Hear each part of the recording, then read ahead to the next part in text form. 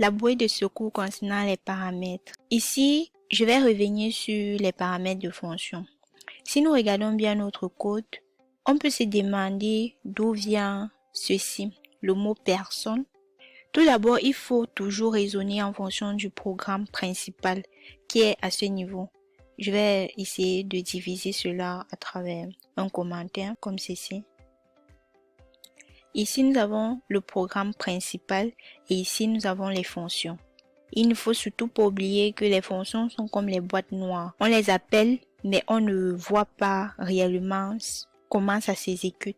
Comme ici, au niveau de nom 1, on appelle la fonction demander le nom à ce niveau. Et on ne sait pas comment ça s'exécute.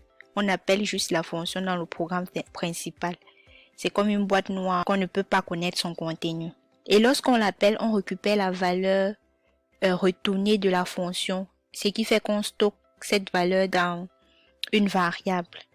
Il existe notamment les fonctions avec paramètres, comme c'est le cas de la fonction demander âge, et les fonctions sans paramètres, comme c'est le cas de la fonction demander le nom. La fonction demander âge prend un élément qui est en réalité le nom de la personne, récupère cet élément et renvoie cela au niveau d'ici. Donc en posant la question, on va poser directement à la personne comme nous avons vu dans le programme plus haut. Si je fais par exemple, il faut noter qu'on peut avoir plusieurs paramètres dans une fonction et cela on les sépare à travers les virgules. Ici, concernant les paramètres, on peut retenir qu'un paramètre est une variable locale à une fonction et est visible seulement à l'intérieur de cette fonction. Donc, on ne peut pas exploiter le paramètre personne dans tout le code. Ce n'est que visible dans cette fonction et on peut nommer cela n'importe quoi. Si je donne par exemple un élément à une fonction, je dois automatiquement donner une valeur à cette fonction, comme c'est le cas. Je vais un peu supprimer nom de et vous allez voir la différence. Vous allez voir qu'il y a une erreur en fait.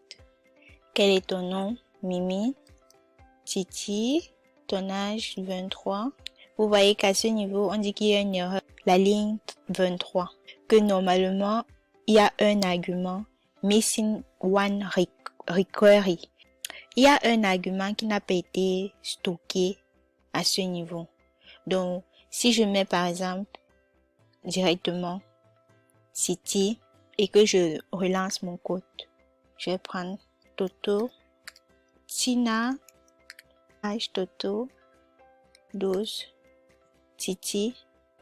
Vous voyez qu'à ce niveau, lorsqu'on veut faire appel ici, ça prend plutôt l'élément entré en argument. Donc, ça prend cet argument pour renvoyer dans la fonction. Mais le code fonctionne normalement parce que lorsqu'on a entré le deuxième nom Tina, ça a pris en considération Tina. Mais lorsque ça doit poser la question, ça pose juste la question pour Titi. Il faut vraiment faire attention lorsque vous entrez les paramètres. Et lorsque une fonction prend un paramètre, il faut toujours donner une variable lors de l'appel de cette fonction. Et maintenant, si une fonction ne prend pas de paramètre, comme c'est le cas de nom, ça ne prend pas de paramètre. La fonction demander le nom ne prend pas de paramètre. Si on met un paramètre, vous allez voir qu'il y a une erreur. Titi. Je lance mon code. Vous voyez, directement, il y a une erreur. On me parle de la ligne 19 en disant que normalement, la fonction ne doit pas prendre de paramètres et on a mis un argument à l'intérieur. Donc, surtout, faites très attention lorsqu'on fait les fonctions. Si vous n'avez pas mis de paramètres, mettez pas de valeur dans la fonction. Et si vous mettez les paramètres, vous devez automatiquement mettre une valeur lors de l'appel. En conclusion, pour passer cela dépend si on veut donner une valeur à cette fonction ou pas. Bon, on se dit à très bientôt pour un exercice concernant la fonction affichée.